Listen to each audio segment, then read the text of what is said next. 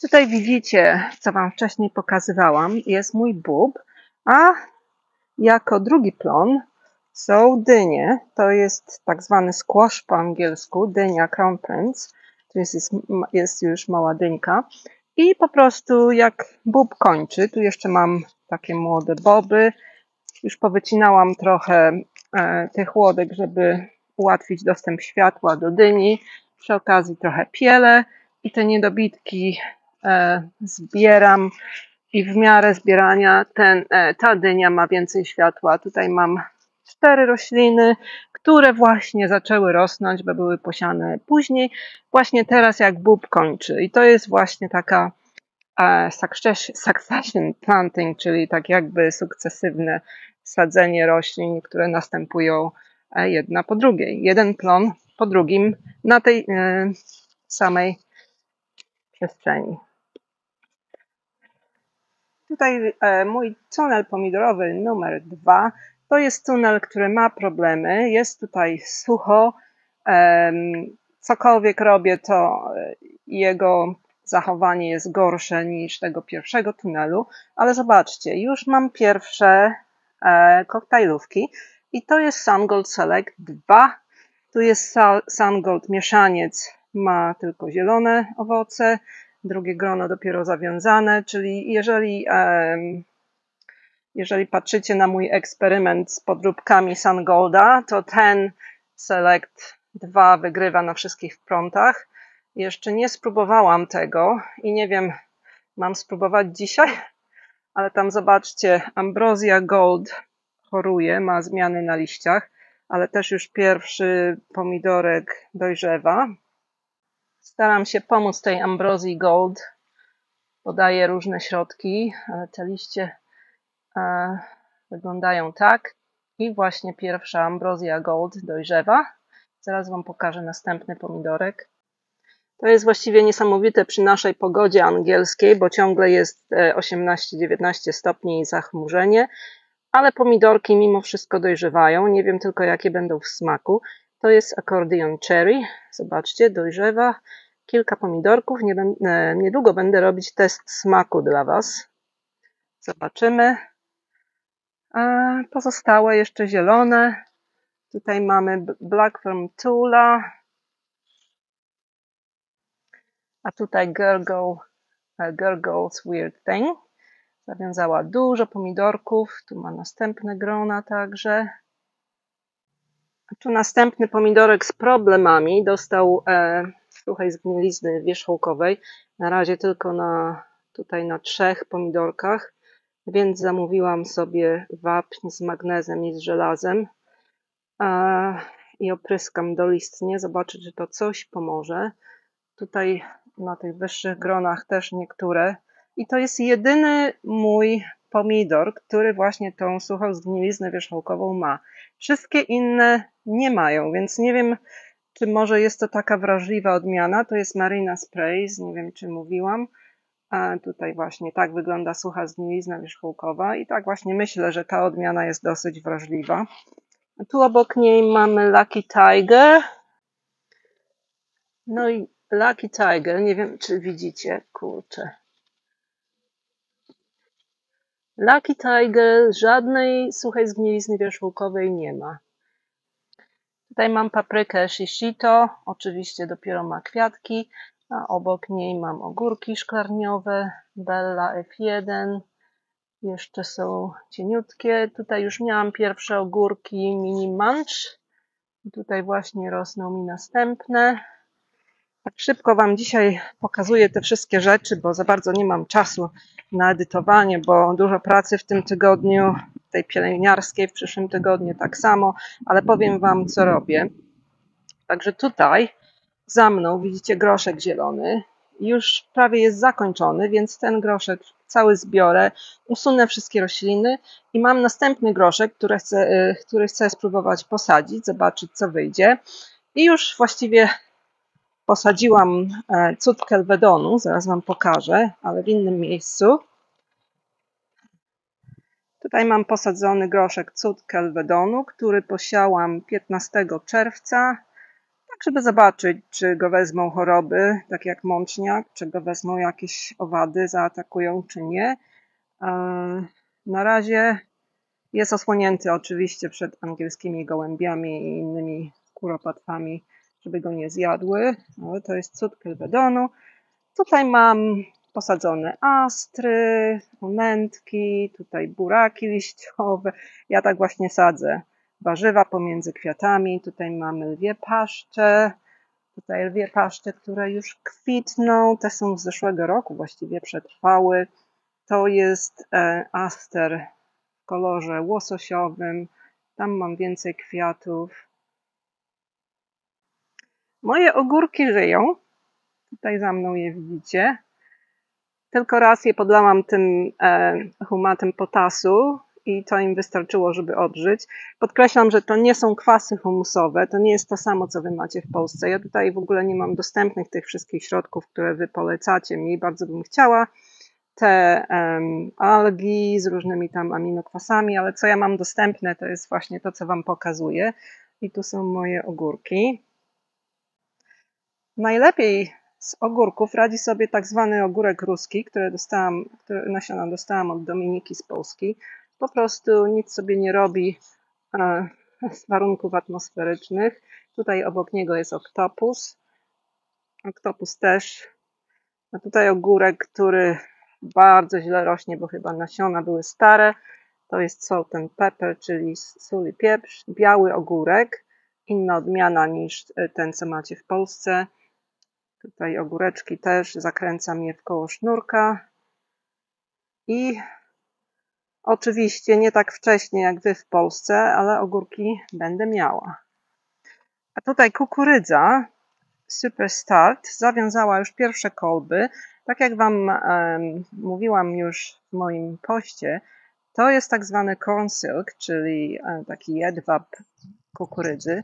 I to jest zioło lecznicze. To się suszy albo się czeka, aż one wyschną właściwie i się normalnie robi z tego napary i to łagodzi na przykład zapalenie pęcherza, zapalenie dróg moczowych i bardzo się cieszę, bo jest wcześnie, ale ta kukurydza jest bardzo niska i właśnie dlatego pewnie jest wczesna. Więc ktoś mnie zapytał, czy usuwam kwiaty. Nie usuwamy żadnych kwiatów, ponieważ te kwiaty zapylają właśnie te kolby kukurydzy. Jeżeli nasionka nie spadną tutaj i nie zapylą, to wtedy nie będzie tych właśnie ziarenek kukurydzy. Także kukurydza jest wiatropylna i sadzi się ją w blokach i właśnie te nasionka zapylają. Tutaj mam posadzone buraczki, których Wam jeszcze nie pokazywałam, bo nie było kiedy. To jest metoda gniazdowa albo grupowa. Tutaj sobie rosną. Buraczki całkiem sobie nieźle radzą grupowo. A tutaj obok mam koper z rozsady, który już ścinałam 3 razy i teraz mu właśnie pozwalam rosnąć, bo chcę go mieć do ogórków kiszonych i konserwowych. I właśnie zaczął kwitnąć i nie mogę uwierzyć, że ten koper sobie tak dobrze poradził. Jak się cofniecie do moich filmów gdzieś z lutego, marca, to pokazuję, jak sieję koper na rozsadę w takiej multipalecie i miałam zły kompost, tu się mówi w Anglii, ale podłoże i on po prostu przestał rosnąć. I ten koper przesadziłam w końcu, jak zobaczyłam, że nie rośnie, przesadziłam tutaj i po prostu po jakimś czasie odżył i ścinałam go 3 razy, może nawet 4 i rośnie teraz wspaniale. Po prostu koper potrzebuje trochę ciepłej pogody, żeby rosnąć. Tutaj właśnie Wam pokażę, jak były sadzone z rozsady. Nie pojedynczo, tylko grupowo, gniazdowo. Po kilka ziarenek, nie wiem, może z 10. I one po prostu wtedy zajmują mniej miejsca i wydają duży plon. One prawdopodobnie lubią rosnąć koło siebie. Widzicie, tutaj jest raz, dwa, trzy, cztery, pięć, 6 koprów razem. No mogę polecić właściwie tą metodę. Tutaj mam marchewki. A marchewki są w takiej skrzynce z taką gęstą siatką, dlatego żeby zapobiec atakowi owadów, które potem robią nasze marchewki robaczywe. A tutaj gąszcz melonowo-arbuzowy. Ja to już straciłam nadzieję, że będę jakiekolwiek zapylać ręcznie. Zostawiłam to otwarte i widzę takie małe meloniki, ale nie wiem, czy się utrzymają. Na razie są. Arbuzów jeszcze nie widziałam, ale mam jeden. O, tam jest melon. O, zobaczcie. Jest melon i ten już wygląda tak, jakby już rósł, czyli będę miała melony.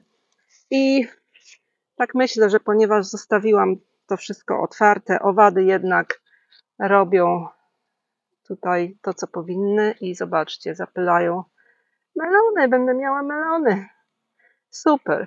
I co jest zalecane, to, bo to jest taki pęd boczny od głównej łodygi, żeby go uciąć za pierwszym uformowanym melonem, bo podobno te rośliny nie są w stanie wykarmić. Zobaczymy. Tutaj widzę następny melon. Och, jak się cieszę, jak się cieszę. Następny melon. Jaka to jest odmiana? To jest Edgar F1. Z melonami najlepsze są mieszańce. Także, och, cieszę się, że wam to nagrywam, bo widzę pierwsze melony, hurra! Widzicie, nawet nie wiedziałam, że mam melony. O! Może jeszcze poszukamy arbuzów, co?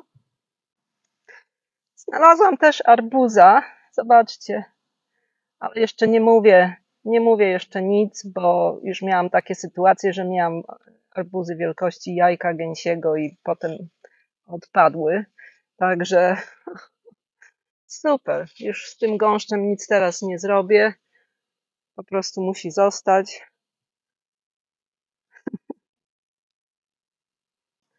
A tutaj jesteśmy przy papryce, bo zauważyłam już pierwsze owoce. Oczywiście to jest zorza i cieszę się ogromnie, bo moja papryka była bardzo, bardzo przechłodzona, biedna taka i zaczęła niedawno właśnie rosnąć, jak noce się ociepliły. Tam jest jeszcze jedna papryka, ale ostatniej nocy tutaj termometry ciągle pokazują 8 stopni, więc nie wiem, jak to będzie. Jest tutaj pod włókniną i zobaczcie, tu używam tych sznurów bungee, żeby utrzymać tą całą agrowłókninę i tu po prostu jest fajnie ciepło. No i też robiłam tą metodę obrywania tych wszystkich pędów bocznych, zostawiając gołą łodygę do pierwszego rozgałęzienia.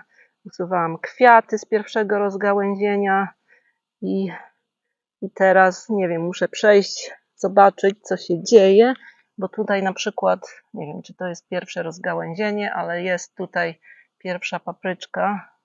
Nie wiem, to nie jest pierwsze rozgałęzienie, tylko drugie, więc nie wiem, co zrobić.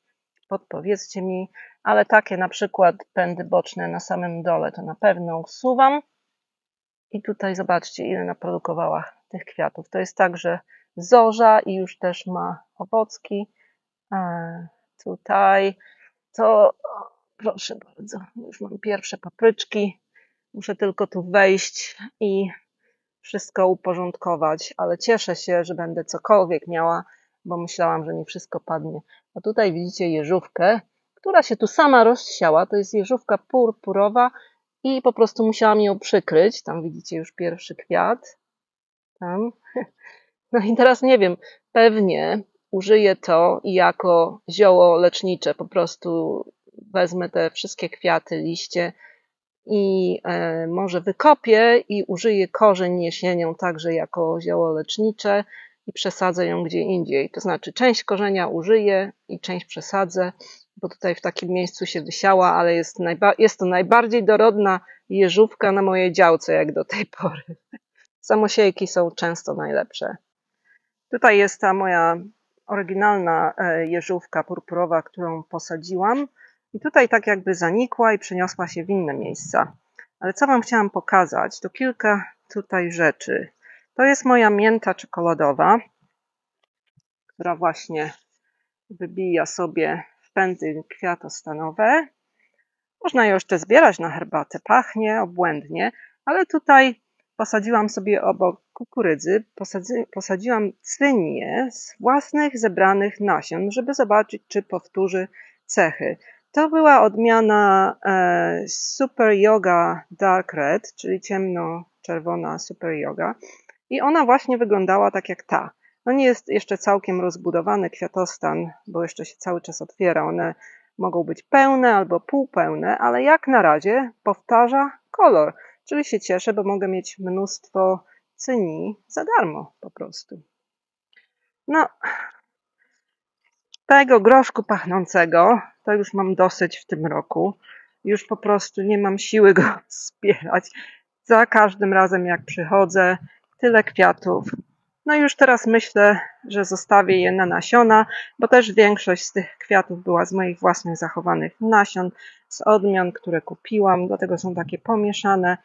Ale no dzisiaj może jeszcze wezmę bukiecik, ale tutaj już są nasiona i po prostu już w tym momencie już nie nadążam zbierać, nie nadążam obcinać i to jest ten czas, że groszek normalnie jakby pogoda była cieplejsza, to by już usechł i zginął, ale on jeszcze cały czas rośnie. Lubię te kremowe, lubię je wszystkie, lubię te, lubię różowe, lubię te cieniowane.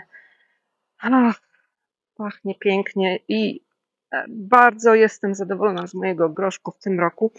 No ale w Anglii mamy tą możliwość, że po prostu siejemy jesienią i przez zimę trzymam sobie w inspekcie. Po prostu nie ma tutaj takich dużych mrozów i on przeżywa.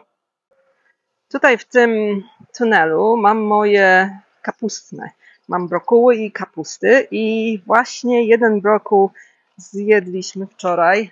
Był przepyszny, a drugi czeka na zebranie i to jest właśnie ten.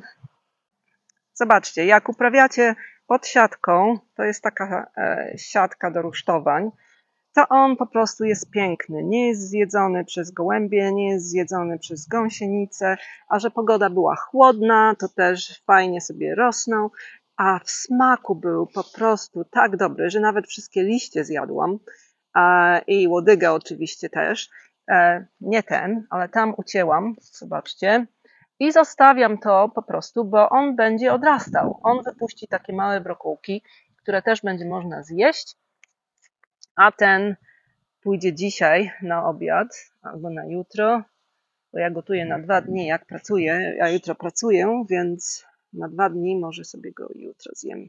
Przepyszny. I jak to w moim zwyczaju, pomiędzy ziemniakami mam posadzone kwiaty. I to są właśnie nasturcje o takim fajnym kolorze. Ta odmiana chyba się nazywa Orchid Flame, czy coś takiego. Oczywiście nasturcje też ziołolecznicze, można dodać do sałatek, można robić octy i inne rzeczy. Dzisiaj odkrywam z wami różne rzeczy. Właśnie odkryłam czerwoną porzeczkę, że jest gotowa do zbioru. No po prostu nie było mnie tu jeden dzień, a tyle nowości, ale chciałam wam pokazać oman. O, ptaszek, rudzik. Widzicie rudzika? Rudziki na angielskich działkach przychodzą i zjadają robaczki. Można je także karmić. Ale chciałam wam pokazać ten oman wielki. Właśnie tu. Tak wygląda oman wielki. Muszę ten zoom trochę zmniejszyć.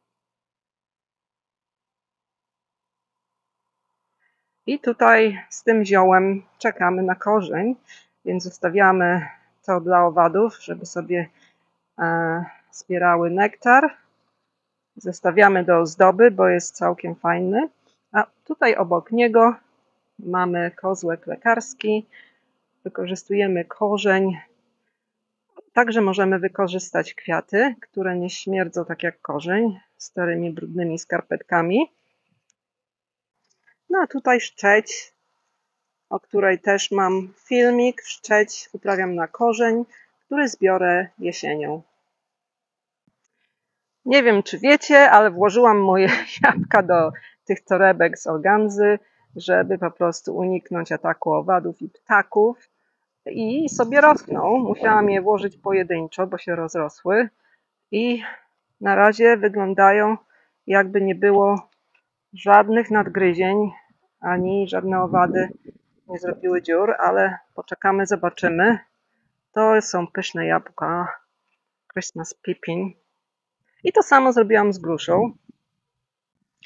Tutaj moja dżungla nagietków. To są nagietki ozdobne, takie jakby różowawe, także ich nie zbieram w celach leczniczych, tak samo jak nie zbieram tego krwawnika, który jest różowy. To jest ozdobny krwawnik. Także mam normalne odmiany i te normalne odmiany w moim mniemaniu są najlepsze, tak jak na przykład takie nagietki, albo te nagietki, o których wam zrobiłam filmik, które są tutaj. One się tu same wysiały.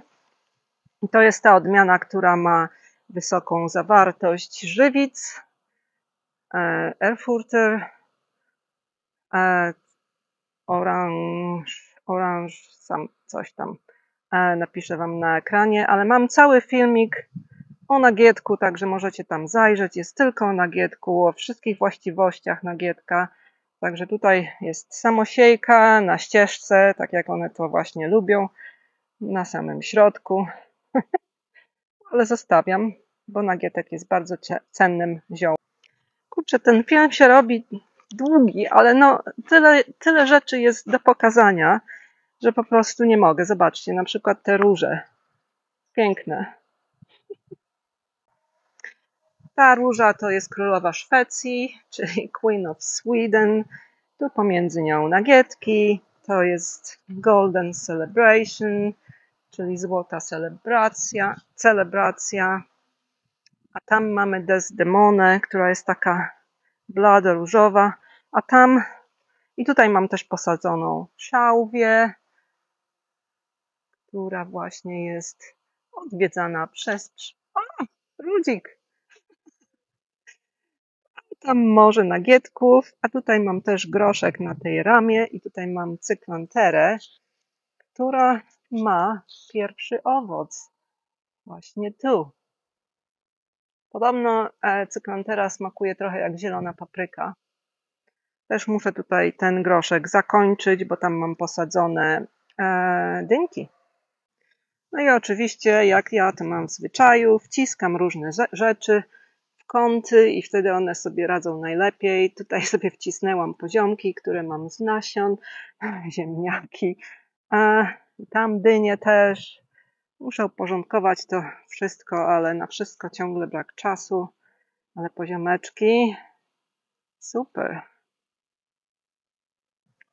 Dobra, pokażę wam pierwszy tunel z pomidorami i kończę i zabieram się za jakąś robotę, bo czas leci. Idziemy do pierwszego tunelu pomidorowego. A ziemniaki wykazują pierwsze zmiany, takie jakby zaraza je brała. Więc co ja zrobię? Pewnie usunę liście i zostawię te całe ziemniaki w ziemi.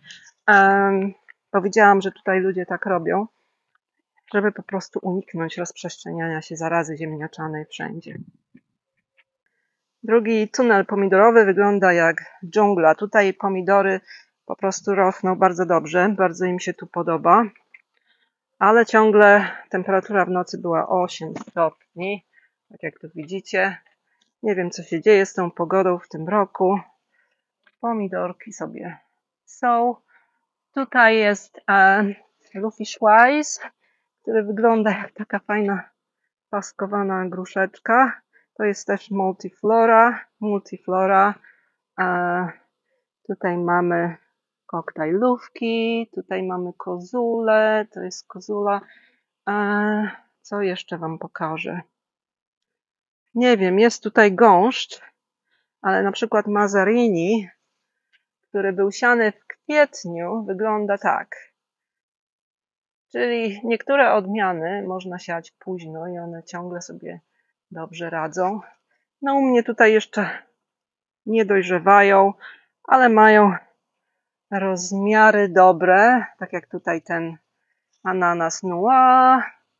Tutaj mamy Delicious. Tutaj kozula 14, czyli czerwony megagroniasty. Także nie wszystkie multiflory się nazywają megagroniaste. Megagroniasty to jest tylko ten, myślę, że kozula 14, ale nie jestem pewna, bo po prostu to jest nazwa tej odmiany. Już trochę zawiązuje, ale niezbyt wiele. Może ma tutaj trochę za zimno, tutaj przy samym wejściu. Ale tu obok niego mamy antyczne serce, które teraz wygląda tak. Piękne. Mam nadzieję, że jeszcze urosną. Widzicie? Co najmniej 4 tam jest. I zawiązuje już kolejne. I rośnie pod niebiosa. Myślę, że w tym roku będę zakańczać ogławiać pomidory trochę wcześniej. No nie wiem, normalnie w Anglii się to robi w sierpniu. Ale na przykład niektóre, tak jak ten Stalin na końcu, już idą po suficie. Zobaczcie. Zobaczymy. Pewnie to zależy od odmiany. A tutaj mamy Lucy Jam.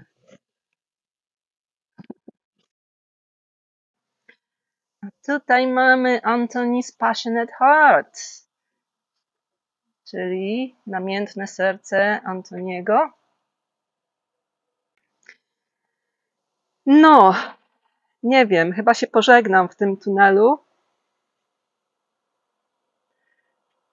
Co tam u was słychać? U was wszystko miesiąc wcześniej, a u nas o miesiąc później. Do tego, no nie wiem, tak się waham, co tu wam pokazywać, bo wy wszystko macie lepsze.